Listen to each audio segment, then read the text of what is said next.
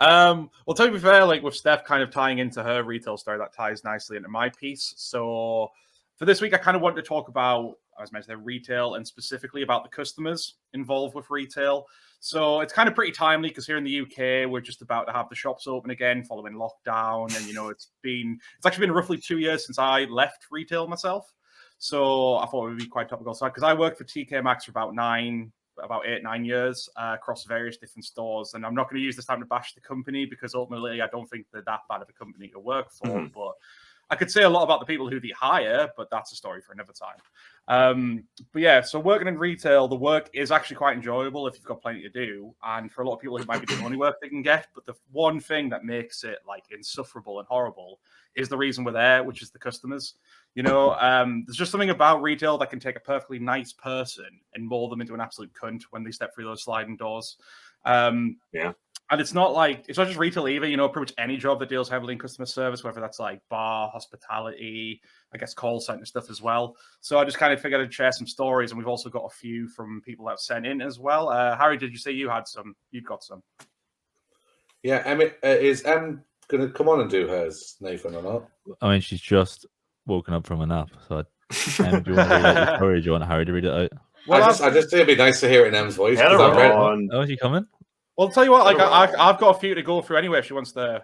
Oh, give her 5 minutes to wake up and then bring her on. Yeah, let me go. I can go through 5 minutes first. 5 minutes. Oh, here we go. Hi, Em. Hello. Hi, Em. Yeah, Em can't hear you. Oh, of course. Yeah, I mean, if she's got any good read it now. Yeah, read out your old woman story. Oh, okay. So, I used to work at a hairdresser's in town, so we used to get mental people there all the time anyway. And so there was a nice old little lady who came in for a haircut, like no bother, went to pay, and then she went to the toilet, which is a completely normal thing for someone to do. And then half an hour went by and we realised we hadn't seen this lady leave. Hadn't seen her since paying. So went to the bathroom, and the bathroom was still locked. I was like, right, we'll give her a couple more minutes. Maybe she's having some difficulties in the toilet.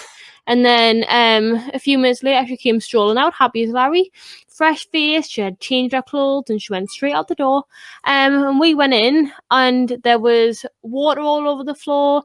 There was toilet paper all over the floor, kitchen towels all over the floor. The stock cupboard had been opened. She'd been rummaging through the stock cupboard, and we think she'd given herself a little wash, a little bath when she came into the toilet for half an hour. So she got her hair full body bath. Oh yeah, full body bath. Yeah, with all the stuff that we had to clean up. Oh yeah, it was mint. Had a great.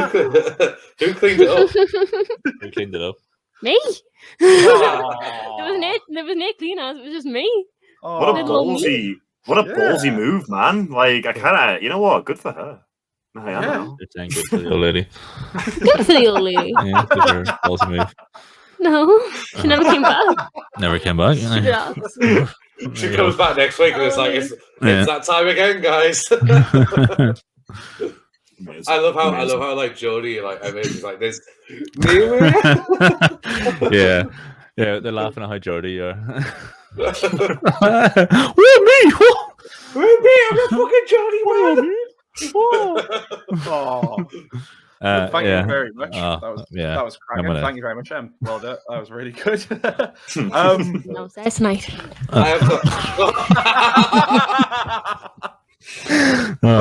Emily, by the way, when are girls ever going to realise that isn't a fucking problem? We'll sit downstairs, watch TV, eat shit, drink beer all night. Sleeping on the sofa isn't a fucking punishment.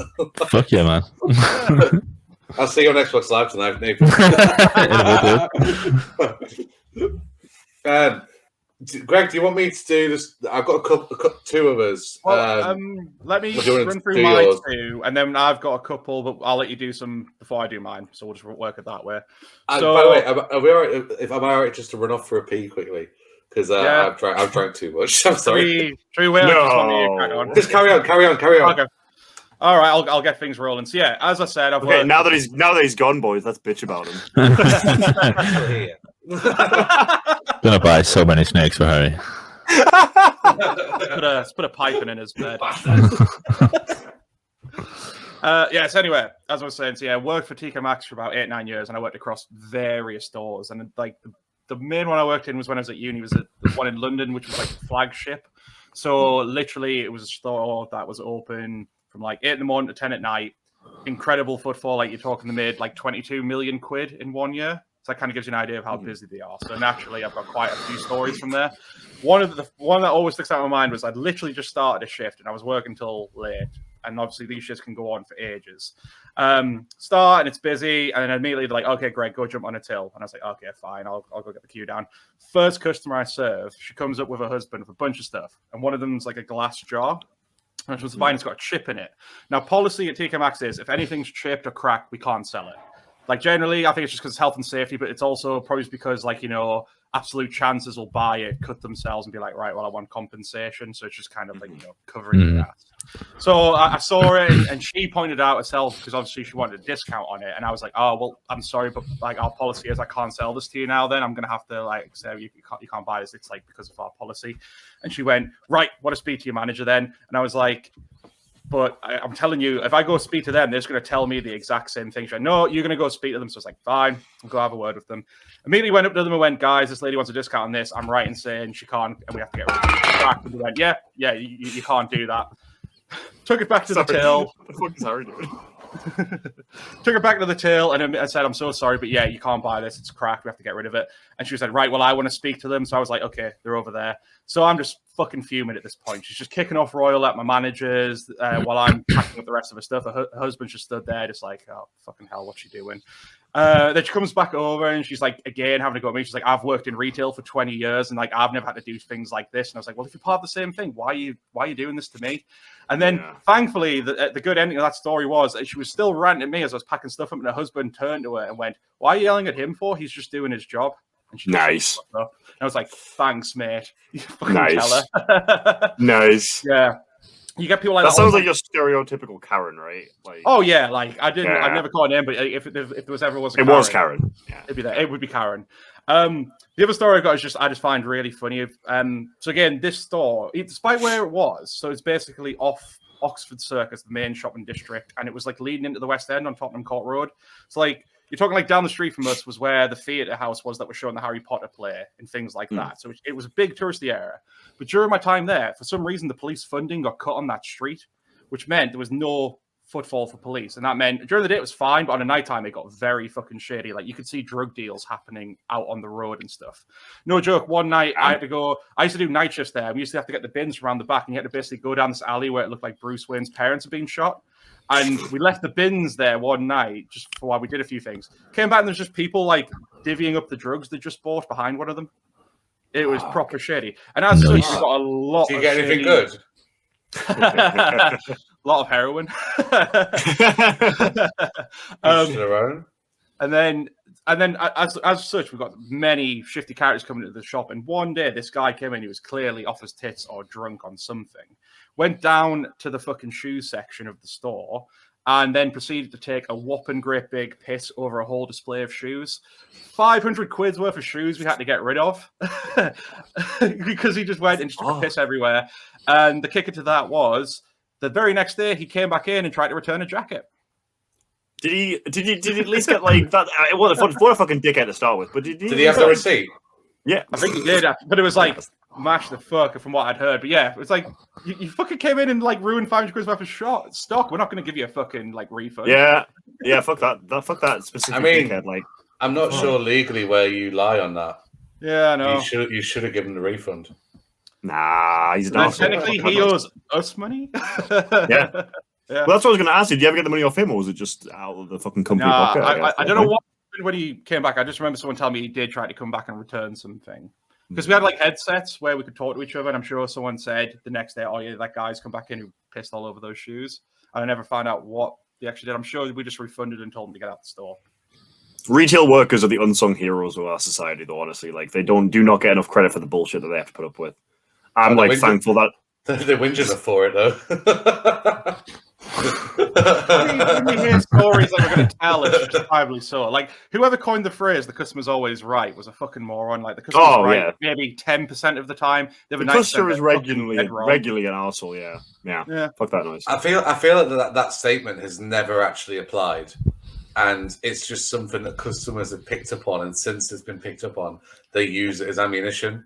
Because whenever I've worked in retail or in customer service, I've never once been told that the customer is always right. If anything, I've been told the opposite.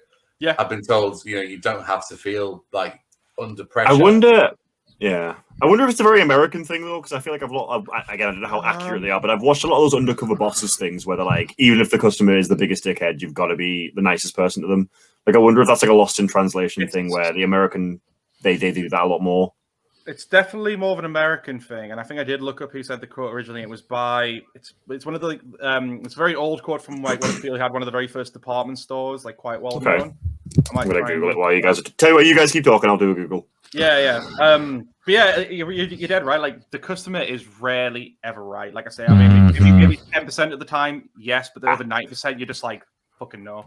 Harry Gordon Selfridge, as in Selfridges. There you go. There you go.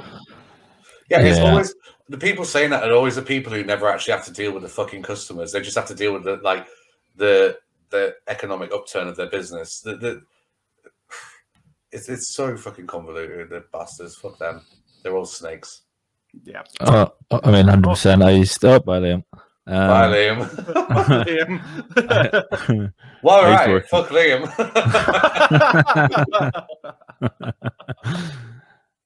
I worked in a bar in the summers in between uni years, and I fucking hate drunk people so much when you're sober. They are just the worst. Well, working in a bar, do you have any good stories, Nathan? I mean, not. Yeah. One of my managers used to do Krav Maga, and he smashed someone straight into the side of the bar who was getting violent. So he did it by like grabbing him underneath the chin with his fingers and just flung him straight into the bar. That was good. But no, it's a lot of everyone rammed around the side and people just going, oi, I'm next. Oi, mate, come here. And it's like, nah, I'm gonna go to the other side of the bar now. See you later. Yeah. One thing I had when I worked in a bar, like, is that you'll have probably had it, maybe you might have even had it work in the retail, Greg, is where people do the wavy card thing at you. Yes. And I had it one time where I used to work in this bar over the summer holidays whilst I was also working at Tesco. So I used to work literally one night a week there.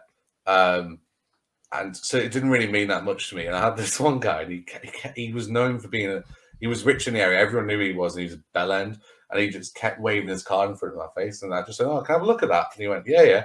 So I looked at the card, and I was like doing a good job of inspecting it. And I just flung it across the dance floor. And I went, see you later. And he went, you can't do that. I said, well, I just did. And he went, I'm going to tell on you. I was like, go on then. I'm going to tell on you. What the fuck? Yeah, I just wasn't asked. I was like, hello, by the way, Liam. I don't know what happened. My entire internet just was like, nah, you're done. I think I heard the word snake and then it just closed down. I was like, I'm not having any more of this bad mouthing. I'm back. Yeah. Do you know who was a snake? Stanley Kubrick. But no, just genuine, like, customers of Bell End, like, it's because they just want what they want, and they have no fault for who you are. One time when I was working at Vodafone on the complaint side, I had a guy ring me up, and he was telling me about how his phone was like late being delivered, and DPD used to deliver to him, and he literally said to me on the phone, I'm waiting for my DPD driver. And I was like, well, they're not our company. I can't tell you where they are. Because I know he's on his way. I've got a tracker. And I was like, okay, so why are you ringing? Because I'm just letting you know that I've got a knife. I'm going to stab him. Amazing. What? and most people's this is when I was quite young. So most people's initial reaction probably would have been like, please don't. I said, why? What's he done, man? And he went, well, my phone's fucking late. And I just said, oh my God. Is that really worth stabbing someone? I antagonized him a bit. I probably shouldn't have done. Do you know if he got stabbed? Like, what happened? No, what's the end of that story? With stuff like that, you hand it over to the police and then they go and check it out. But I want to know if he got. I never got asked for a statement, so I'm assuming he was just a troll. Yeah, but, it was. It was just funny. I was like, well, why are you going to stab him? But I've got. It's just it's the same as anything. I think it's. At least people have got the bare face to be able to say the shit to you, unlike social media. Like, you can see the people who are saying stuff to you, and most often than not, they aren't smart, so you can kind of get them. Remember when?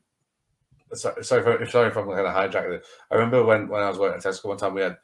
It was when they brought the barriers in over the cigarettes, so Basically, the cigarettes used to be on plain view for everyone to see, and then the government brought in a law where you couldn't have them on public display. So basically, they had to be kept behind these like little shutters. I remember the day it went in, this guy came into the shop. He used to come in all the time and get the same thing every single time. And he was like, well, what am I meant to fucking do now? I can't see what I get. And I was like, well, what do you normally get? He went, sterling. He went, sterling. He went, oh, I went, well, do you want that then? He was like, yeah. I said, well, you can fucking have it then. I just didn't give a shit. I was so annoyed. But also managers in retail, they're arseholes as well. I remember with the same thing. One woman told me that I couldn't hold the shutter open while I was stocking up the cigarettes because they weren't allowed to be on public display. So I said to her, I was like, well, how am I meant to stock them up? And she went, just figure it out. She said, all right, can you watch me? So I said, just watch me a second. So what I did was I had the shutter shut. I literally picked up a packet of cigarettes, put it to the shutter, let it drop to the floor and say, that doesn't seem to be working. But yeah, I just fuck retail, man. I do really feel for people who work in that work in that profession because it's so difficult. And you also get people doing shitty things, like people who come in and they'll speak to you and you get chatting with them and like, oh, so what do you plan to do with your life? Or like, what do you want to do as a real job? And it's like, it is a real job. And I feel like they're vastly underappreciated, especially in like the current climate. So thank you to any retail listeners who are listening. Yeah, if you are going into a shop at any point soon, just be fucking nice. Like, I remember, again, bringing up Olivia, she used to work at Subway and she used to have a fucking hell of a time working there. This is an old friend from uni, for listeners, obviously. And she used to say, like, the things that would literally be something as simple as someone saying thank you at the end of an order, and it would make her fucking day, because 90% of people would just be a dick and not even fucking thank you for doing something. Like, just thank people for their services. Don't be an arsehole. Don't be pretentious. Don't be that, like, oh, you're only a fucking server. It is that kind of elitist, almost like elitist attitude, like, oh, they're here to serve me, then I don't need to be nice to them kind of bullshit. Like, waiters as well, like, waiters and barmen and waitresses and all that shit. It's just, be nice to people, man. Like, come on. Yeah, 100%. I want to be nice to you, Liam, but your internet's doing my head in. Love you. I mean, you're doing a great job of speaking with your mouth closed. No, but you're absolutely right.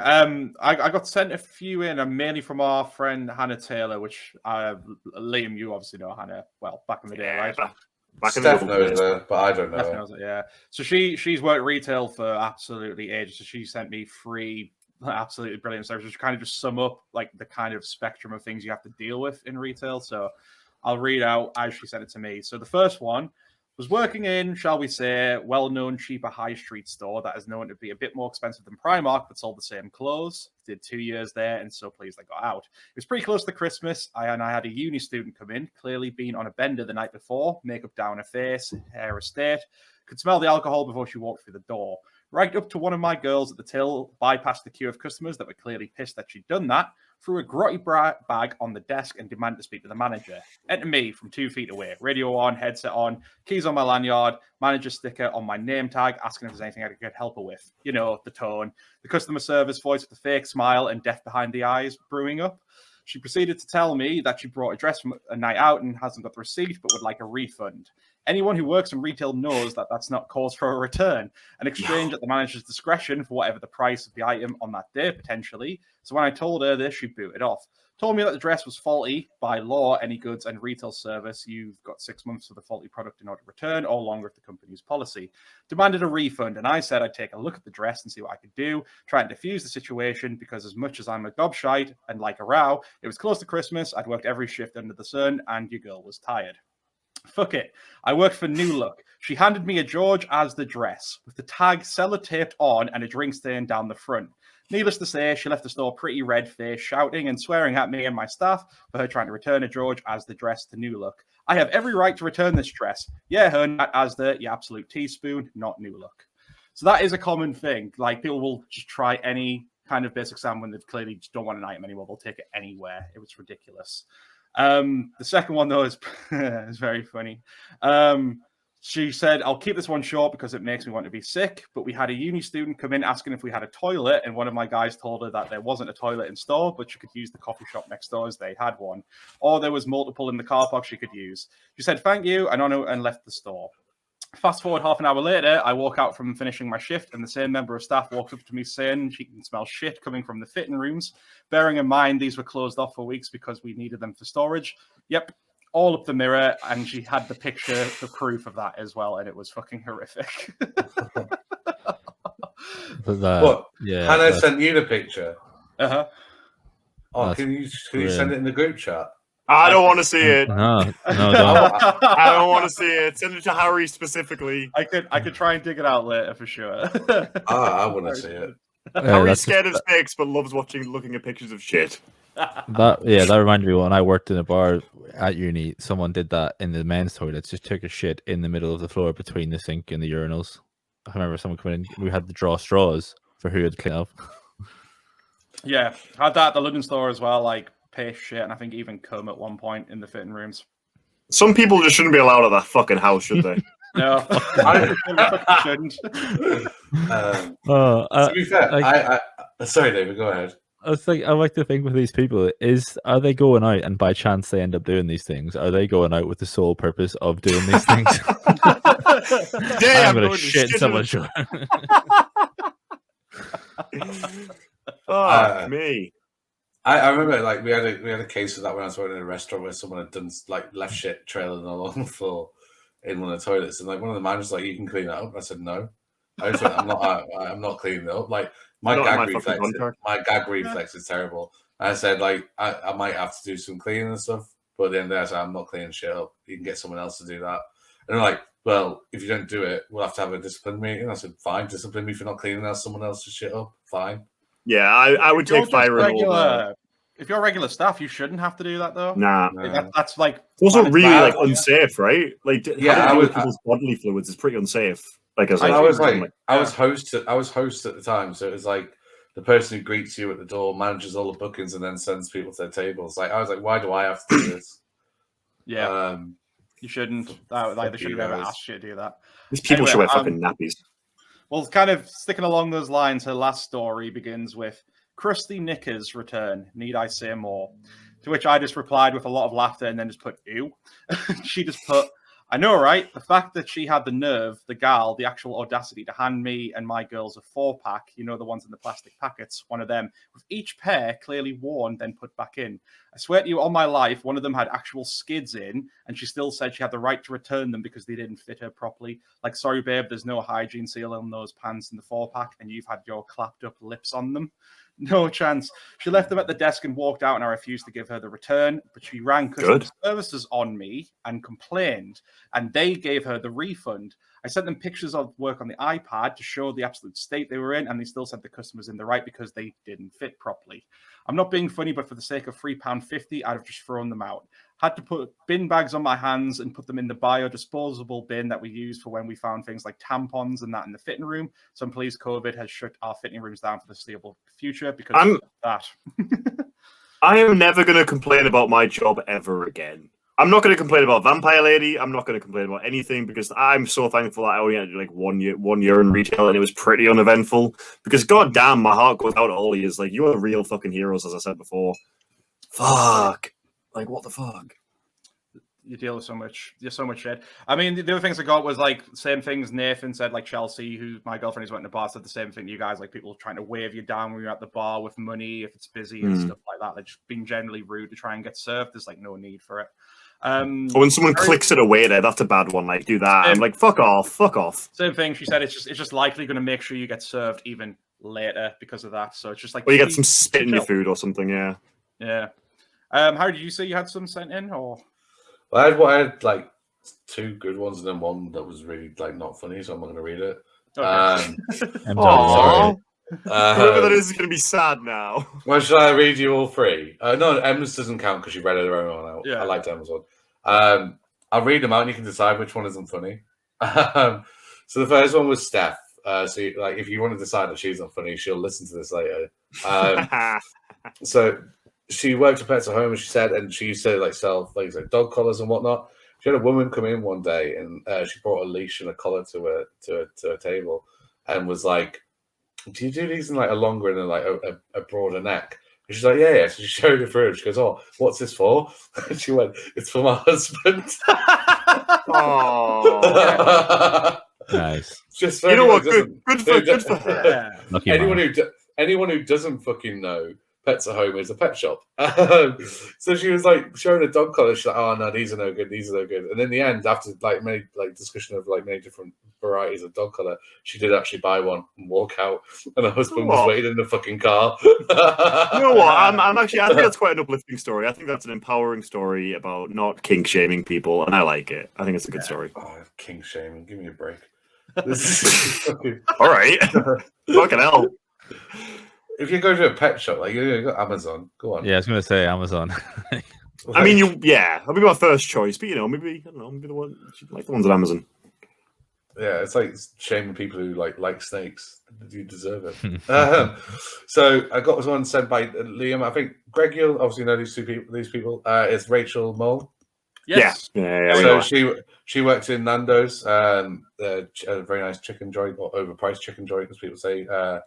Nathan's living hell. But working in Nando's, she was trying to upsell a particular beer. So a bloke comes in, and she's giving it the spiel about how the profits from the particular beer she's trying to upsell are going to a malaria charity for somewhere in Africa, and that's a charity that they decided to support this week.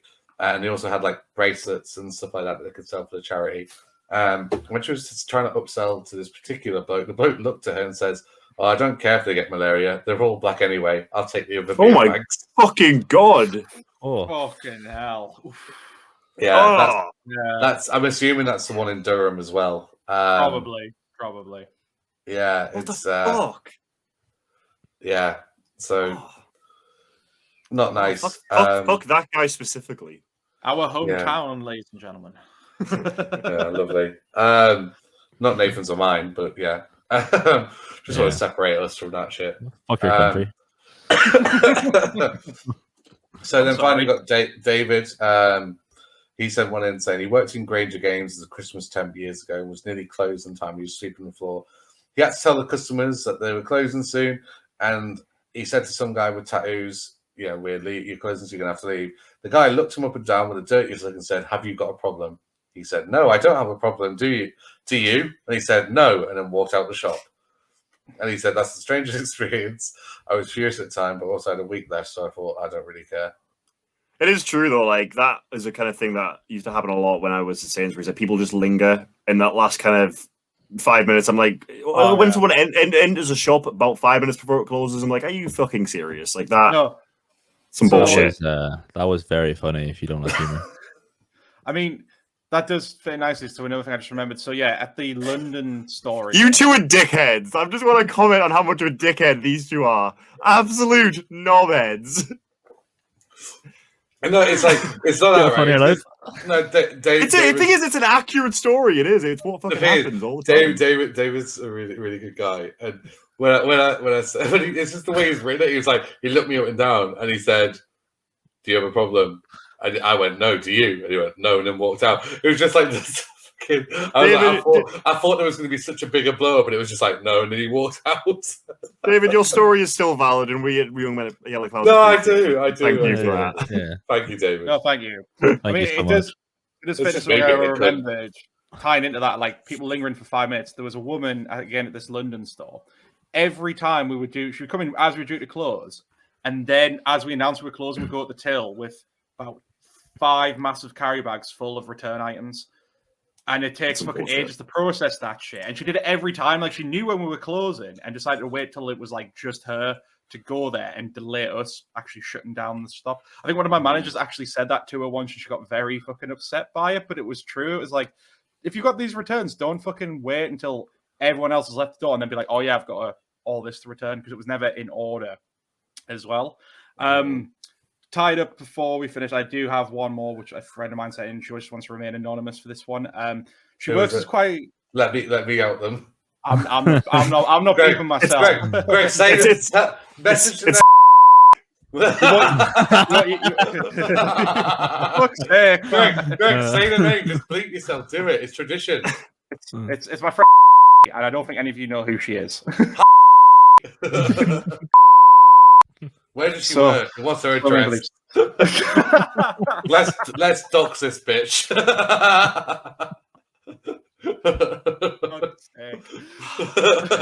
You give Greg so much editing to do after this. Like, Greg's gonna sit there for hours now. Like, right, what am I gonna do this time?